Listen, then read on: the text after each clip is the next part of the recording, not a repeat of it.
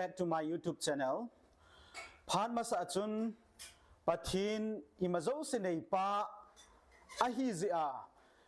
igam thu mu hen lang ipi hizong le idei ho pathin koma ithu muwa imu theina diwa ama lungde ibolwa ikisu thinguwa ama lungde ya hin kho iman teng le thil gamle go hizong le ithu mau imu thei deu hi ti video chomcha kana semin tuni ni kho hin pathinin eingailut zalwa Lhagao keu se u angaikhoh hilova ta asa jinga jong gam tep egun pi uwa chuting le kinep na eipe uwa igam chung chang uwa dinga eipe ai sei pi uwam ti ho hi angai diu hi en pathin ama ta lhagawin igam chung chang diwa aseije thucheng ho hi en chuting le tu kum hi e ho adinga eipe kum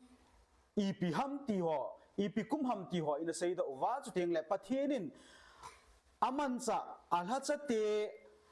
akona anaseide sa igam chung chang wadinga hi e ho chin ku ki mizo te zalen gam chung chang adinga hi anaseide sa thacha ho in asei now video clip ho jong in angai diu hi en achai chana anave a lungluta anangaya anapangso ke dingin mi pi ho zo si kanam mi te ho Damna ka hin nei ve tunin nagam deulan na nam wadin tau hi vin ke man ka hanai na lhagao ngai lu na pathinu ka lhagao chu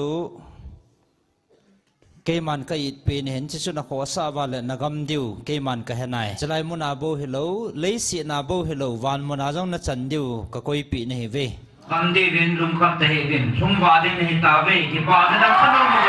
aji se ke man na pathinu Hingjing na pathinu ka dikit na thon ponte gaya na may tiu na tao na may na tiu hi subin hi vin ejin na gam suwa salva ejin na gam mo tunding hi abe kakipah siya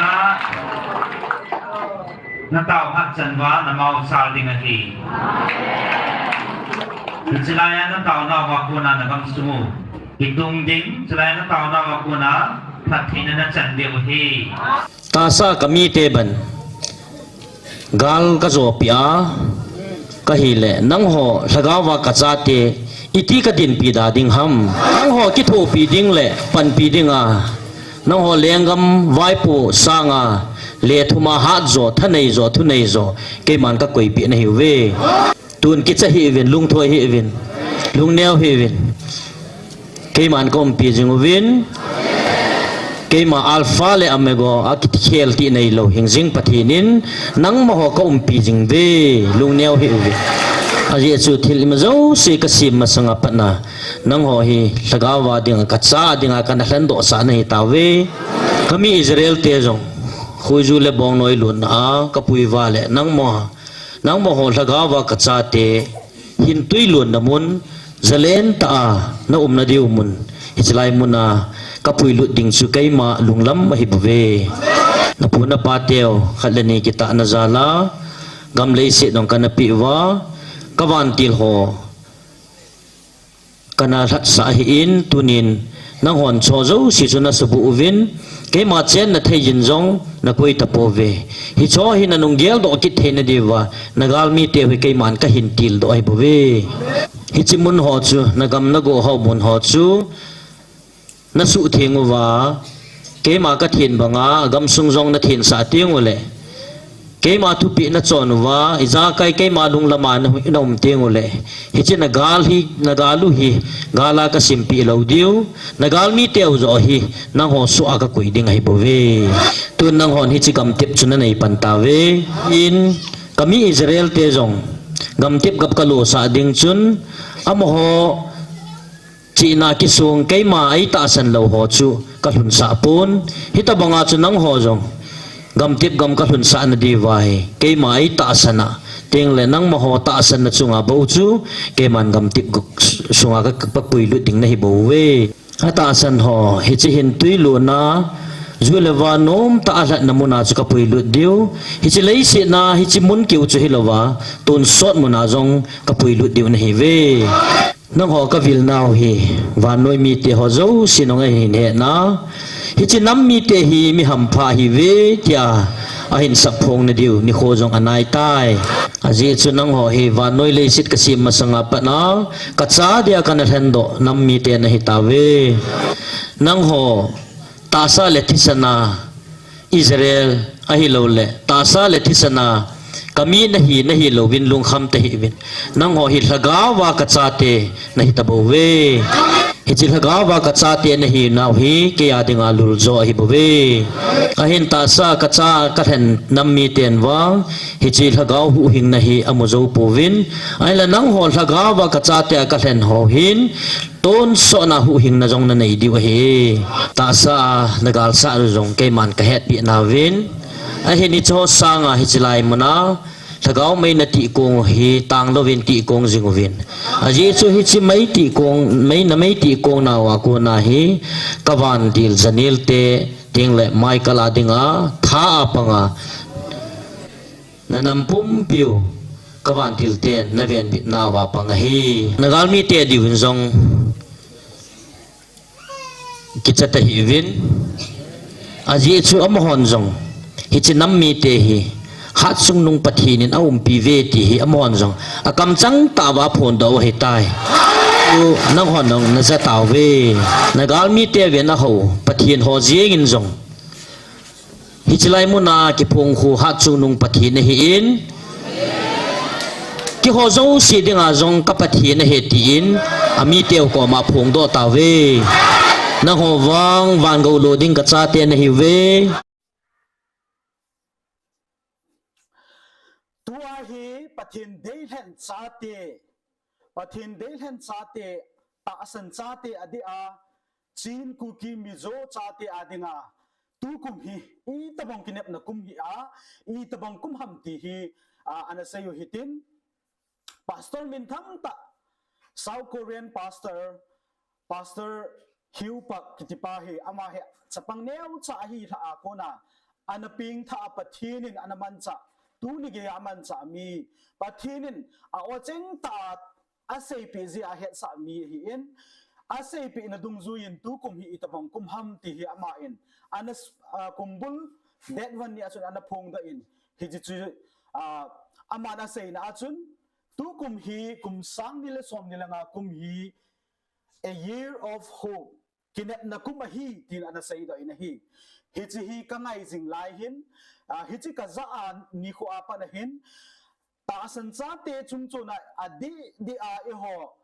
chin ku ki mi zo nam mi ti adinga tu kum hi kinep na kum hi dan pa hi nasata in ei tong kha in kamudo thein I pi chu kinep naw ham ti ale e ho adinga hi van gam thun na ding kinep na keu hilovin leise chung ze na zong gam tummu na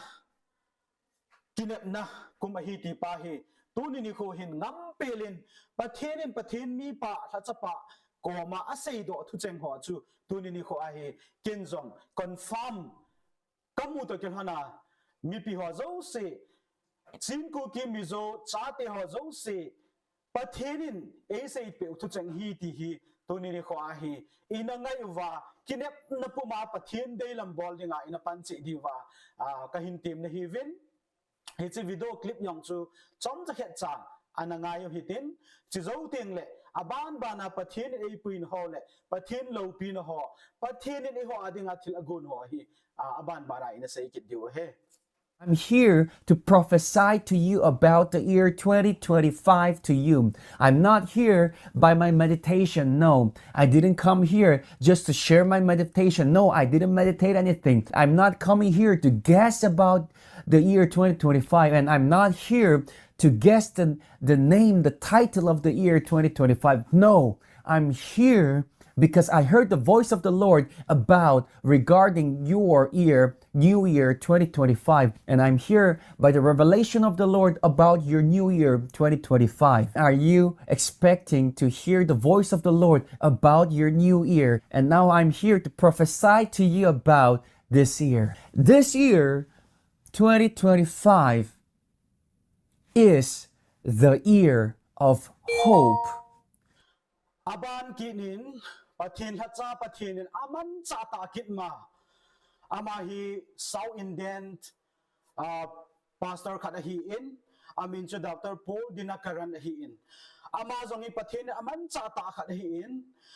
aman zong kumbula chun ei ho ta san cha te ho pathenin phat the ei bu na diu ho ana phong da in amana sei na chu tam ta omin hi zong na them cha khet cha thupi a ke man ka la lai si them phat kan la do in hi chu ka hin sei ding a hi in hoi ta na nga yu hitin amana sei na hin pathenin a sei do sa na hin pakain aseije amun zong sia kamite nasata kapun sa ding hi kathang da naki bol gen thein ho thudi a thu ka tan pi ding na hi ve naki bol gen thein ho thudi a thu ka tan pi ding na hi ve ipi se inam iti a hi le na gen thein ha sat ni khovin zong lung halovin kamin lo pina na phong zalun na sumil po ve hizi a chu thudi a thu ka tan pi ding na hi ve tin pathen ni na saye tin a phong dai na hi chu ting le Lhagao thing ni na se je keman kaum pi jing dingu ka ke kep na ho abon sa kathang da a kasu buhit pe ding na hi ve tin Lhagao thing ni na saye tin he chu ting le pakain ei sei pe e kamite nang ho dinga van kot ko hon tha ding hi tin a se je hi je chu na ma in jisu min hi chi thu ho hi akisu buhit na lohin ta akimol so theina dingin ka phung zale jisu minin ka phung do e tin ana sei jin he hi to kil hana chu aman a sei do na English a sei hi in video clip yong chom cha na ve kitin ke man a hang ro na tu sei ho chu ka hin le hi in iti ho hi ve na he le ka su pi te ho pathen in eingailut na ho pathe bo na ho hi India kum pi a ta san cha te dinga a sei chung chu na e ho a di a Kukite chin mizo cha te a dinga hi a hi di sa ne ti ka sei do no me na hi epizene mi ti a hi le Pathen Thuphon Pathen Ama ocheng ta Thuphon in jong eipe uvin Hiche jong chu in zovin ingayuvin Hiche ho jong se ayong chin kichi ta na se hi ta in Hiche chun tu a chi ho jong hi Pathen na hachate aman cha se do hi ze in lungil ta lunglu ta na ngaya tu kum kinep na kum hi to ka na kinem ta amma lungde hin khwa I chon wa amma lungde ya ki su theng wa igam su ngoi su theng wa Pathen lungde ya hin kho man wa amma I kinep diu hi Pathen in ade he ti hi chom cha abana ka hin phon be hin tun video clip jong ana veo hi te. And the Lord says, I will increase you, my people, greatly on all sides. God says, I will show my power to do justice for you. I will do justice because you have been careful to give me all the glory in the midst of all the shame and suffering that you have gone through, of your suffering. The Holy Spirit says, I will stand by you and accomplish all that I have promised you by my great power. The Lord asked me to tell you, my people, heaven shall be open to you. In the name of Jesus, I open the heavens for this word to be fulfilled. You shall gain in strength now, and you shall establish my kingdom with all joy. Abanin hitigal he Tua igalu ineu hitigal he Pathenin Keiman Kakona na hi ve tina say na hi Ipizena miti ahi le Pathenin hitigal hi apal ahi na hi Aman allowed abol ahi ti hi mudot he Ipizena miti ahi le igamu hi gam hoi ta gam nom ta anoi langazong hiti achu hauna thei tilman tam tam ta hiti hi ina za zingovin hi hiti hozi hin igam vai pu pau hijichu siam pa biren hi in still gam pumpi vai pu pa iti tingle ama chu pm pa ahi in ama ni hi ki ho to a hiji Kukite gam hi lapi ding agam suna thilum ho hi mancha ding kila ding amo hi tha chimit ding ti hi ama ho thilgo na hi hiji thilgo ni Pathenin allowed abol hi ipizena miti a hi le agam sunga chen e ho in Pathen lungde ya hin kho iman ta lo zi wa chu Pathen in hichi gal hi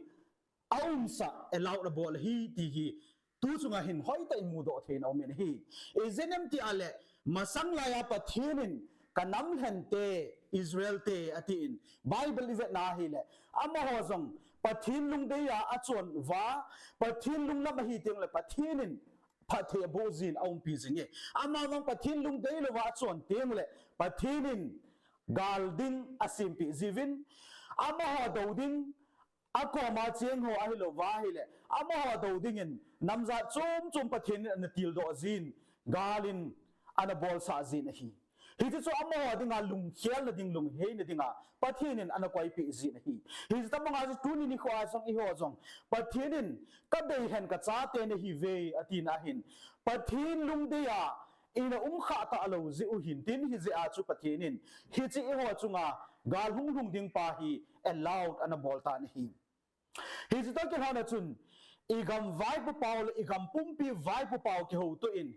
hi chi igam mo hi e ho tha cha ya su chumi na agam sunga thilum ho man cha kila ding ti agun hon to kin hon hin Pathen in eipan pi tho tho win ama ho jong thuala tho win hi ti chun tu ni ho hin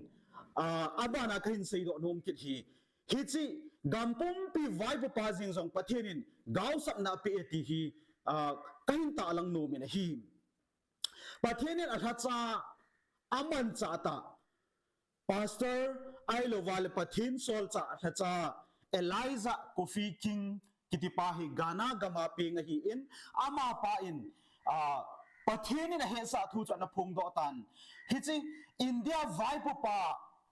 PM pa jong hi Pathen in gaw sa chang na chan sa tai tin ana phung dai na hi it is on to the PM of India tin ana sayin from the court of the heaven Pathen thutan namuna konin pakaizin aseije kamite happy na neilova gilaw ta na hi sabse na chanding hi ana tipe na hi pakai na aseije kahin zep ding na hi zep na chanding hi dammo na zal kuna na uma ima bol thailova na hung umding hi je chun kamite chunga na chan hi zom hi in tin ana phung do ta na hi Elijah Coffee King in igam pumpi vai pu pa in eho chunga khan gillo abol no hoze hin Pathen in amovet pun hi je chun gaw sam na changin van thutan na ko na chung thu ka tan ding hi tin ana sei na hi hi soken hona chun ka so pite ho Pathen eingailut je wa e ho ja gal e sat pe chung chu na hi chi igam pumpi pang tu ni chan ge ya e ho dina ipi abolam hena sa ki het mo sa mi zanin ato khom pi ho chan ge in jong EPS pe vam ai wangen aman hena sa na ki het mo sai na hi chi e bol gan thein ho ji hin Pathen ama de pon hi ka so pite ho hi je chun Pathen in gaw sak na changin achunga thu hin tan ding hi so pite ho Pathen achunga thu hin tan thong ding hi cha gaw thu ki phung do hi mo hi poi Pathen achung thu hin tan ding go na hin pe ding van thu tan na ko na chung thu hin tan ding hi historical hana chun a video clip neu cha jong anavel hite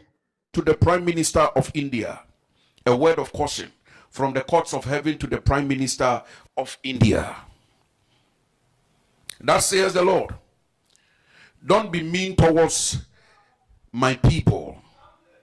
Don't be mean and wicked towards my people. The Lord says he will strike you and you will become exposed on your sick bed. The Prime Minister of India, and you will become exposed and helpless on your sick bed. Stop being wicked and stop being stingy towards the people of God in India, especially towards the church, says the Lord. Abanin Pathenin gam eipe diu chung changa agam tek eipe diu chung changa Pathenin ama te na phun do thu cheng ho jong ina ngai naw ban joma Pathenin asol cha Pathenin ahatsa ko ma ana phun do igam chung chang wa ana sei do thu cheng jong aban ina ngai be ki divin kahin te mu ve Hiche ahin WhatsApp ho azong masanga ana viral ma jing in za su ke diu ka ta sanin South Indian lang mi hite ding hin ama hi amun chat ka hepon hi zong le ama hi Rajesh Kumar akiti in aman ana seina azong hin iti ana sayam ti a haila meitei le kuki ka a gal hi pathin thilgon hi hichi kuki land demand hi thon luwa hung te ding koi machan atin zolo hel ding hi hichi gam hi tha ta hung ding hi tin jong na phong doi na hi hichi kuki land hi hichi gam hin a hop ding gam ho jong ana sei do in ama na sei na chun hichi hin a hop ding hi Manipur, Nagaland, Tripura, chuting le Assam jong ake khat lang se chuting le Arunachal Pradesh hiti ho cheng jong ya hop ding hi tin ana sei na hi ai ni cha het be ding chu a cham lawa hop tha ding a het ding chu hi le Mizoram ai in chuting le e ho jong se chin ku ki mizo nam mi te chen ho aboi ho jong se Bangladesh Chittagong a hi in seng le Myanmar Burma jong hi ti ho jong se jong hi hung hi khom ding a hi ti hi i sei do no ven hi hi cha gao tu sei na het ding khat chu hi chi thil hi swat lo wa gam ta hung so jeng ding hung so loi jeng ding hi ti hin ana phung dai na hi hichi je chun ka so pite ho hichi pathin e gun pe ugam tep hi I mu theina divin pathin lung be ya chu hin kho iman diu hi tu ni kho an nang le kein I bol thei sun cho hi ti hi I sei do anom vin hi cha sei na hin pu Rajesh Kumar in a sei na hin India gamsunga state ngale gup lang ato kha ding hi ti amin ho jong aphun kha na sei kha na hin ivet na hi le state khat aki go ma hi le country so the ti na hi in chu hi ai le e ho tu iki go now le idin bun dan hi ivet na hi le UT a hi lo wa le state chanding muding ti hin ikine movin pathin nei go pe wang hi chi mai chu hi lovin country zalen gam ho tuma ki vai po na mong country hi ti hi mu do thein au men hi to kin hona chun a video clip ho jong amat asein ho chu a proof ading in ne khat kain koin chong chana ve ki hite है कुकीज और मैतेई के बीच में लेकिन जो भी कुछ होता है वो परमेश्वर की योजना से ही होता है कुकी लैंड की जो उनकी डिमांड है वो अवश्य पूर्ण होगी उसको कोई रोक नहीं सकता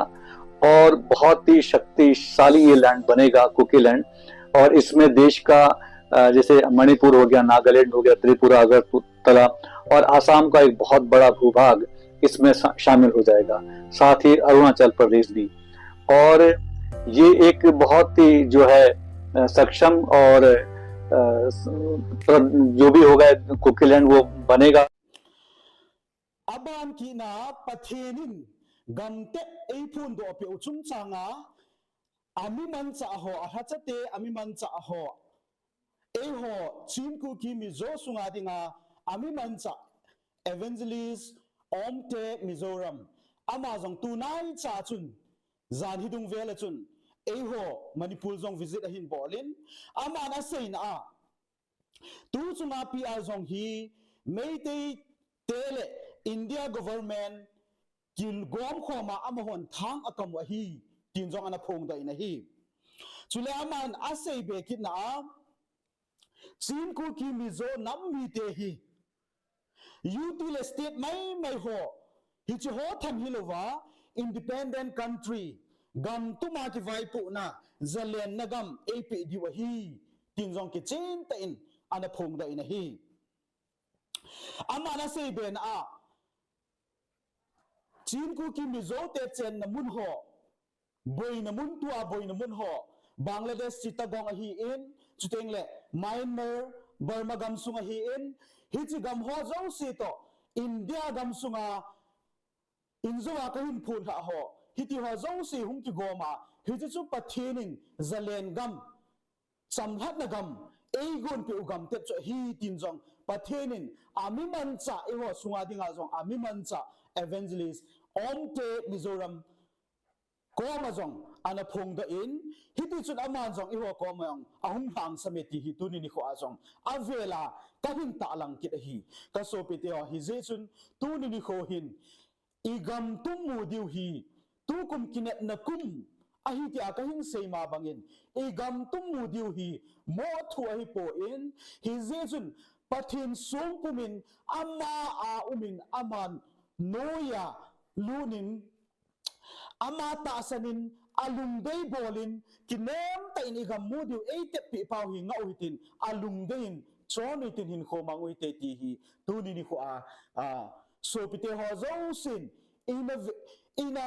za sao jong hin tin hi jong le he chet be thein diwa tuni ni kho a hi chu video hi kain se ma hi en President Rulan Tia Biren Singh Abanga India Sarkar le Biren Singh Chief Minister Biren Singh in biak na in Abanga President Rulan Runti hen zong hi zo na thak nam fa te zong min ra be na tura ta na le thang an kam na man ruwa ani ti hi lalpan soi turin min ti ani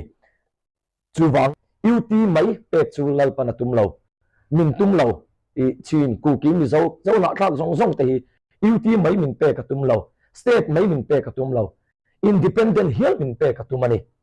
Israel chung kwa kan zawai zo na thak zong te ku ki mi zo chin Bangladesh mi Myanmar mi India mi una te zong hi bera puang khata dinga lalpa lama tang turin lalpan min so mani chuwang chuan he president rule manga meite sarkar chief minister Biren Singh atale